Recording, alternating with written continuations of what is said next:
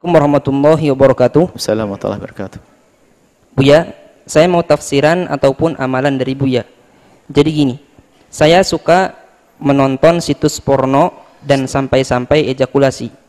Terus terang saja, saya tahu dampak negatif maupun segalanya dari kelakuan ini, tapi saya tidak bisa lepas. Saya selalu berusaha untuk tidak melakukan hal itu, tapi saya selalu kecanduan. Tiap saya lihat akhwat, saya selalu terangsang dan ingin menonton lagi. Jujur, saya sudah capek, saya sudah resah, tapi saya juga tidak bisa berhenti. Saya sudah bilang tidak akan lakuin itu, tapi setiap saya terbisik, gimana pun caranya juga supaya keinginan itu tuntas. Saya sudah tidak berdaya sekarang Buya, jadi saya ingin sekali punya bimbingan supaya saya bisa benar-benar jauh dengan hal tersebut. Saya sudah melakukan sholat untuk menjauhi hal tersebut, namun sholat saya setelah berjalan 2 minggu selalu macet. Terus saya bingung dengan keadaan saya ini Buya. Saya yakin dengan hal tersebut saya semakin banyak dosa Buya. Seandainya antara dosa dengan pahala, jika dikarungkan, dosa saya sudah mau penuhi karung tersebut. Sedangkan pahala saya mungkin 1 ons juga tidak ada. Sebab saya kerjakan sholat pun saya tidak tahu diterima apa tidak. Sebab saya selalu memikir jelek saat sholat. Mohon bantuan dan arahannya dari Buya. Saya sudah pernah buka situs ataupun video Buya tentang ini semua, tapi saya rasa itu tidak mempan Buya. Yang pertama, wahai saudaraku yang bertanya, Anda punya kelebihan. Anda punya kelebihan, yaitu ada Anda insaf. Anda menyadari kalau itu adalah tidak baik. Itu tanda kalau Anda bakal baik. Yang repot tidak insaf. Anda masih insaf menyadari apa yang Anda lakukan, nonton situs porno adalah tidak baik, dan Anda menyadari itu adalah istimewa. Anda jauh lebih baik daripada orang yang mengatakan, oh nggak apa-apa. Kalau nggak apa-apa tuh nggak akan berhenti selamanya. Ini nasihat untuk semuanya. Nonton hal-hal yang semacam itu sangat berbahaya dan tidak pantas secara ditinjau dari berbagai segi. Secara akhlaki, secara moral, tidak pantas. Pantaskah seorang ibu nonton film begitu di depan anaknya? Coba. Kenapa tidak berani? Karena nggak pantas secara akhlak.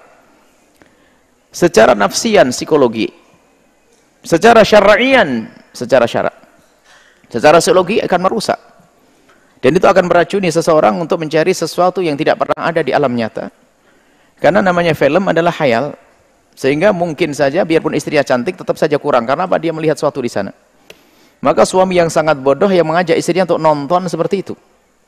Karena sebetulnya dia telah mengajari istrinya untuk mengatakan suamimu jelek, nggak kayak dia. Sama sebaliknya seorang istri yang bodoh mengajak suaminya untuk nonton yang demikian.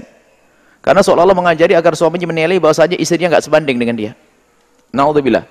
Belum lagi nanti akhirnya di dalam urusan hubungan suami istri dia mencari sesuatu yang ada di khayalnya. Tidak pernah ada di alam nyata.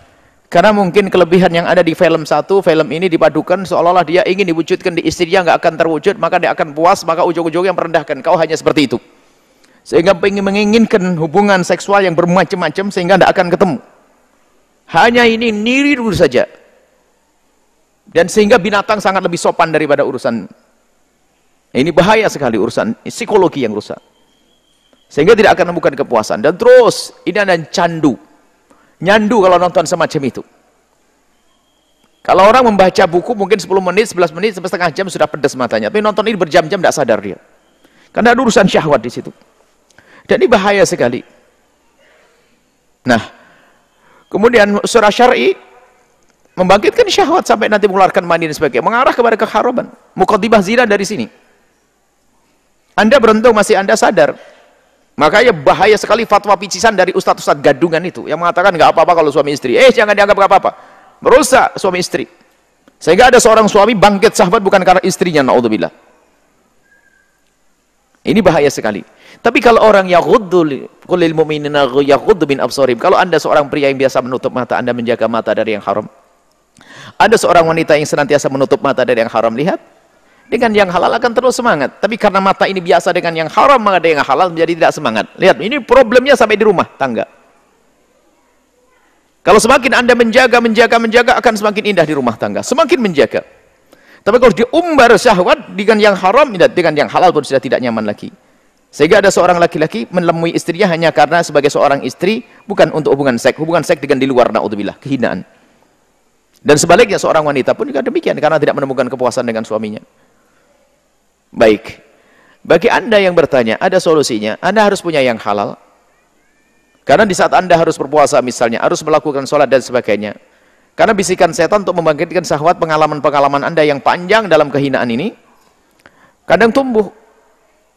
Anda teringat-teringat terus, lalu bangkit lagi syahwat. Anda ikuti pikiran-pikiran Anda, bangkitlah syahwat. Sementara Anda belum punya pelampiasan yang halal, maka satu-satunya jalan kelihatan Anda adalah orang yang sudah wajib menikah.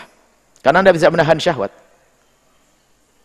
Na'udzubillah, sehingga ada orang sebagian merasa lebih praktis dengan istilah na'udzubillah, menyenangkan dirinya sendiri, onani dan sebagainya. Sementara ada jalan namanya halal pernikahan. Anda menikah. Kemudian masalah urusan ibadah, Anda jangan takut tidak diterima urusan ibadah. Artinya lakukan saja, nanti sambil minta semoga Allah menerima. Sebab semakin banyak Anda melakukan ibadah, juga semakin menyejukkan hati Anda. Dan kemudian jauhilah kemaksiatan, jauhilah syahwat. Anda melakukan sholat, baca Al-Quran sebanyak mungkin, maka hati Anda akan sejuk. Pendidikan dari Nabi SAW adalah agar Anda banyak puasa. Banyak puasa. Untuk menghindar syahwat. Ada orang berkata, saya sering puasa tapi syahwat kok masih sering datang. Ada permasalahannya begini. Syahwat itu jika datang, maka diusir sangat mudah. Anda melakukan wudhu, Anda alihkan sudah hilang. Tapi yang repot adalah jika syahwat itu Anda yang mengundang dengan mengintip gambar-gambar porno. Gimana akan Anda usir wong Anda mengundang sendiri kok? Ini beda. Kalau syahwat datang, astagfirullahaladzim, Anda ambil wudhu bebas. Tapi kalau Anda yang mengundang dengan menyimpan fotonya, gimana Anda mengundang kok mengusir? Maka harga mati Anda harus menghindar dari tontonan itu. Pastikan Anda. Kalau tidak, Anda terus akan terjerat. Bahkan suatu ketika kalau menikah Anda tidak akan menemukan kepuasan. Karena merasa praktis dengan cara-cara semacam itu. Sehingga apa?